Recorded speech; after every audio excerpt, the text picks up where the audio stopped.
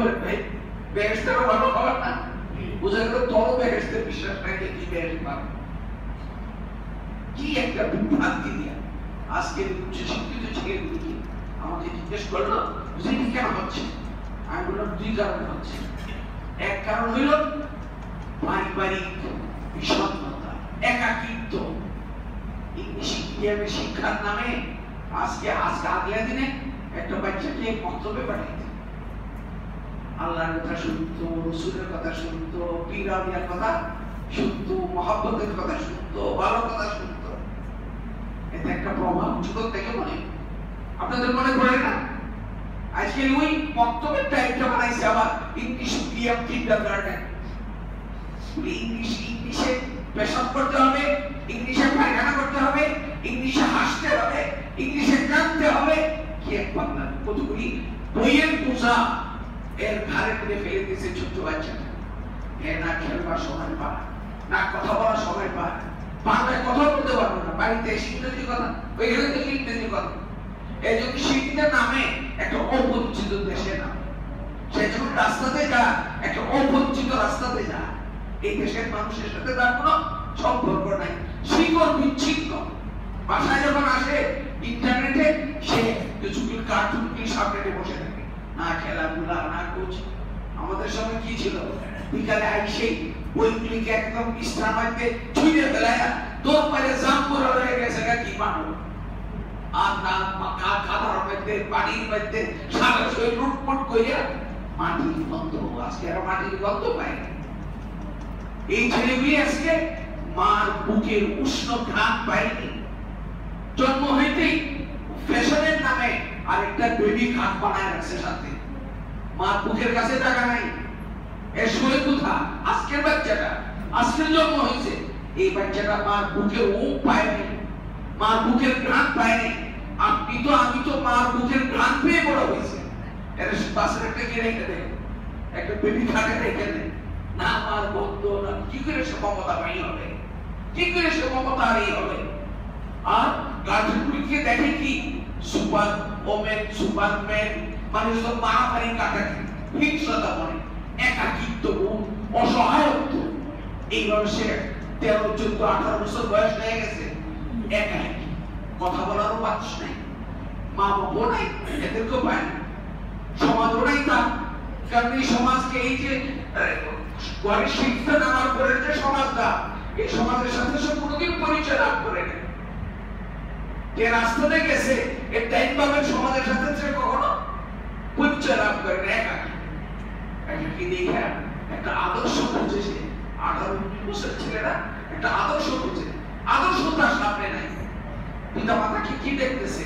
সব জালিয়াতের দল, প্রতারণের দল, হারামখোরের দল, মানুষকে ঠগায় এই অর্থ তারা করছে।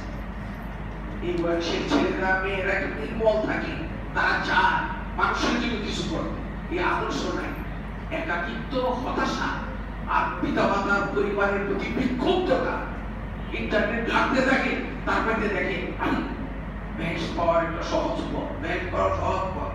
তুই একটা মারবি, একটা কাফেরকে মারবি, নাহলে তুই মরে যাবি, শহীদ হবি, আর সঙ্গে সঙ্গে তোর জন্য বেহেশতের হুকুম করিরা পালানি হবে না। চিন্তা নাই তোর নাম বিদ্যা। এই ইন্টারনেটে দেখছে, দেখে সে কি হয়ে যাচ্ছে, বিভ্রান্ত হয়ে গেছে। আমি বলবো আমাদের এই ছেলেগুলির পিছনে আমাদের পারিবারিক ব্যর্থতা। আজকে ছোট ছোট আমরা দাদা দাদির কাছে, নানির কাছে যে গল্প কাহিনী শুনতাম, এর পিছনে একটা নৈতিক মূল্যবোধ থাকতো, একটা নৈতিক শিক্ষা থাকতো। আজকে কোনো নৈতিক শিক্ষা কোথাও নাই। সুপার ওমেনের মধ্যে আর সুপারম্যানের মধ্যে কি নৈতিক শিক্ষাটা আছে? মারামারি কাটাকাটি ছাড়া কিছু নাই। আর আমাদের শিক্ষা ব্যবস্থার ব্যর্থতা, শিক্ষা ব্যবস্থার ব্যর্থতা। আজকে এতগুলি বইয়ের ইংলিশ বোঝা, ইংলিশে দাঁড়িয়ে করতে, ইংলিশ শিখো, কিন্তু পেশাব পায়খানা ইংরেজি করতে হবে না। কই বেশি বাড়িতে এসেও মার কাছে বাংলায় নিজের মনোভাবকে কখনো সে প্রকাশ করতে পারে না। এই যে ক্ষুব্ধতা, এই সময় ইন্টারনেটে পাইছে বেহেশতের পথ। এটা বেহেশতের পথ মানে এই কথাটা বুঝাইতে পারবে কে? আপনি, আমি, মৌলভী সাহেব। আজকে আলেম আমাদের দায়িত্ব অনেক বড় হয়ে গেছে।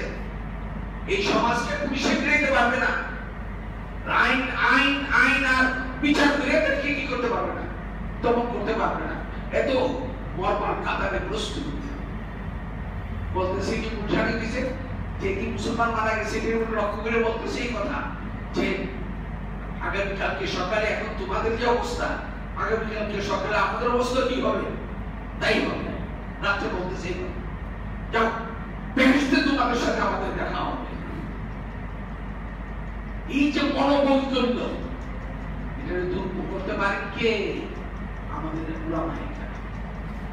আজকে আলেমদের এই ব্যাপারে সোচ্চার হইতে হবে, যত আশঙ্কাই ভাগ সোচ্চার হইতে হবে।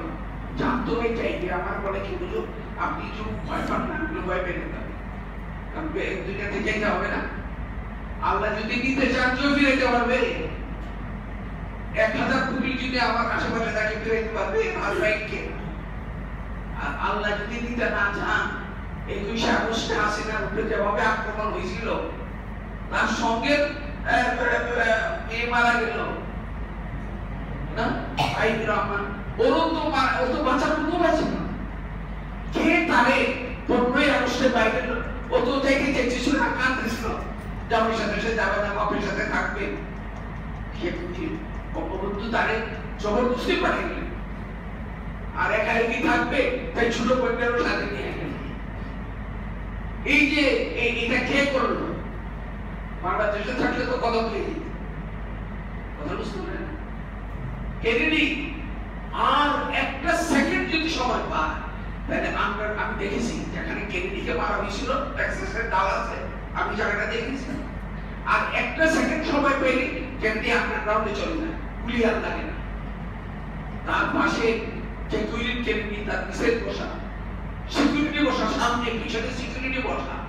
গুলিটা জ্যাকুলিনের গায়ে লাগলো না, সিকিউরিটির গায়ে লাগলো না, সোজা এসে বুলেট প্রুফ গাড়ি, কিন্তু দুনিয়ার থেকে বুলেটে তার নিয়ে যাবে তাই ঠিক একদম কেনেডির বুকে এসে। ইন্দিরা গান্ধীর পাহারাদার কে ছিল?